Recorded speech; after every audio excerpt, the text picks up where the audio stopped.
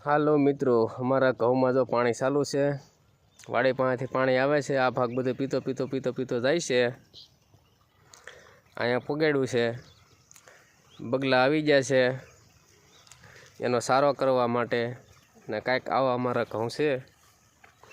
જોઈ લો મિત્રો, પારવા પારવા પડ્યા છે।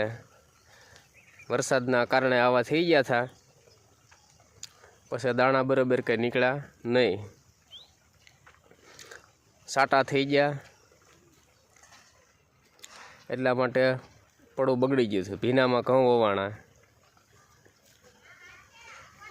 એટલે કાંઈક આવા ઘઉં છે।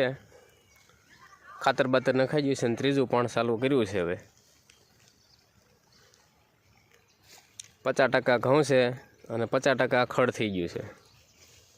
એમાં કાલે મારી છે દવા, પછી આપણા ભાગ।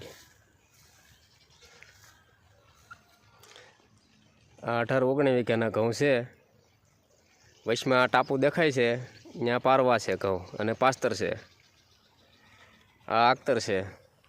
જોવો કંઈક અમારી આજુબાજુની બધી વાડીઓ આવી છે કંઈક। આ સવારનો નજારો, એક કોળ દેખાય છે તમને, તૂર છે। આ અમારી વાડી છે અને આ રોજ ભૂંડ માટે ઝટકા મશીન ફિટ કરેલું છે। પડખે કપા છે, ટપકના ભીંડલા પીડ્યા છે, બરાબર। એનો કાંઈક અમારે આવો નજારો છે।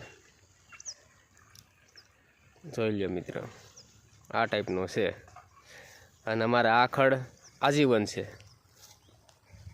જોઈ લો, એટલે આ ક્યારેય જાહે નહીં। આવો કાંઈક નજારો છે અમારી વાડીનો।